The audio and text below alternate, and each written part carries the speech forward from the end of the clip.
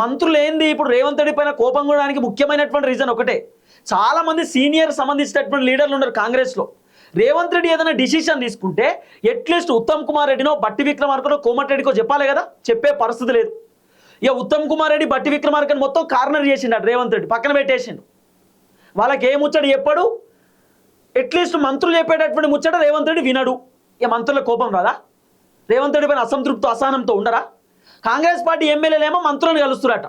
Sir మా నియోజకవర్గానికి నిధులు వస్తలేవు, జనాలు మమ్మల్ని తిడుతుర్రు, మా కాన్స్టిట్యున్సీలో ఫుల్ వ్యతిరేకత వచ్చింది, ఏం చేయాలో మాకు అర్థమైతే లేదు, మాకు నిధులు ఇవ్వండి సార్ అని చెప్పి ఎమ్మెల్యేలు పోయి మంత్రులను అడుగుతురు. మంత్రులేమో మా దగ్గర నిధులు ఎక్కడి, ముఖ్యమంత్రి ఏదైనా పట్టుకొస్తే ఇస్తాం, ముఖ్యమంత్రి మాకు అపాయింట్మెంట్ ఇచ్చే పరిస్థితి లేదు, ముఖ్యమంత్రి మమ్మల్ని కలవకనే చాలా రోజులు అవుతుంది, మేమేం చేయాలని మంత్రులు. అందుకే ఇప్పుడు మంత్రులను రేవంత్ రెడ్డి కలుస్తలేడు.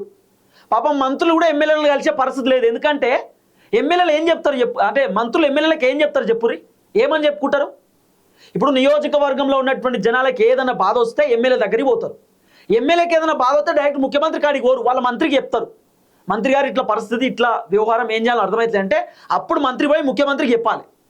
ఇక్కడ మంత్రి ఏమో ముఖ్యమంత్రి దగ్గరికి పోయే పరిస్థితి లేదు, ఎమ్మెల్యే మంత్రిని కలిసే పరిస్థితి లేదు. అంటే ఎట్లుందో చూడరు ఇక కాంగ్రెస్ పరిపాలన. ఎక్కడ వేసిన గుంగడ గట్టిగా ఉన్నది, ఎక్కడ కూడా ఏది సెటిలైట్ కాలే కాంగ్రెస్లో. రేవంత్ రెడ్డి ముఖ్యమంత్రి అయిన తర్వాత మంత్రులు చాలా కోపంతో ఉన్నారు. రేవంత్ రెడ్డి పర్ఫార్మెన్స్ భరించలేక, రేవంత్ రెడ్డి సొంత నిర్ణయాలు ఒంటెత్తిపోకడా, రేవంత్ రెడ్డికి సంబంధించినటువంటి ఆ మొత్తం డిసిషన్స్ చూడలేక మంత్రులు కోపంతో రగిలిపోతురట.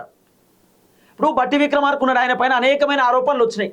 బట్టి విక్రమార్క మైనింగ్ చేస్తున్నాడు, ఏదో స్కామ్ చేస్తున్నాడు, కమిషన్లు తీసుకుంటున్నాడు, 20% కమిషన్ 10% కమిషన్ అని ఆయన పైన రకరకాల ఆరోపణలు వచ్చినాయి. ముఖ్యమంత్రి రేవంత్ రెడ్డి రెస్పాన్స్ కావాలి కదా. రేవంత్ రెడ్డి ఎక్కడ రెస్పాన్స్ అయిన దాఖలాలు మనం చూడలే. కోమటిరెడ్డి పైన వార్తలు వచ్చినప్పుడు రేవంత్ రెడ్డి ఎక్కడ రెస్పాన్స్ కాలే. పొన్నం ప్రభాకర్ పైన వార్తలు వచ్చినప్పుడు రెస్పాన్స్ కాలే. మంత్రులపైన అనేక ఏమంటారు అవినీతి ఆరోపణలు వచ్చినప్పుడు రేవంత్ రెడ్డి రెస్పాన్స్ కాలే. రేవంత్ రెడ్డి మంత్రులను పట్టించుకుంటలేరని మంత్రులు కూడా పట్టించుకుంటలేరు. సింపుల్. మంత్రులు కూడా రేవంత్ రెడ్డిని బీఆర్ఎస్ వాళ్ళు తిట్ల, బీజేపీ వాళ్ళు తిట్ల, మంత్రులు కూడా రెస్పాన్స్ అయితలేరు, ఎవరు పనాలు చూసుకుంటున్నారు. ఇప్పుడు రేవంత్ రెడ్డి బాధ ఒకటే, నన్ను తిడితే మంత్రులు ఏం చేస్తారు, ఎందుకు మంత్రులు మాట్లాడతలేరు, నన్ను బీఆర్ఎస్ వాళ్ళు తిడుతురు, బీజేపీ వాళ్ళు తిడుతురు, మంత్రులు నన్ను పట్టుకొని మాట్లాడరా, నన్ను తిడుతుంటే ఎందుకు మంత్రులు ఖండిస్తలేరు. ఇది రేవంత్ రెడ్డి బాధ. మంత్రుల బాధ ఏంది, మా పని కూడా రేవంత్ రెడ్డి చేస్తున్నాడు, మా వ్యవహారం కూడా రేవంత్ రెడ్డి చూసుకుంటున్నాడు, మేము చేయాల్సిన పని కూడా రేవంత్ రెడ్డి చేస్తున్నాడు, మేము తీసుకోవాల్సిన నిర్ణయాలు కూడా రేవంత్ రెడ్డి తీసుకుంటున్నాడు. ఇప్పుడు మంత్రులకు నిర్ణయాలు తీసుకోవడానికి అవకాశం ఉంటుంది, వాళ్ళ పోర్ట్ఫోలియో, వాళ్ళ కథ, వాళ్ళ శాఖలు వాళ్ళు చక్కగా నిర్వహించుకోవాలి. రేవంత్ రెడ్డి మంత్రులు తీసుకునే నిర్ణయాలు కూడా రేవంత్ రెడ్డి తీసుకుంటున్నట్ట. మంత్రులకు ఏ అవకాశం లేదన్నట్టుగా. మంత్రులకు వస్తున్నటువంటి బాధ ఇక్కడే.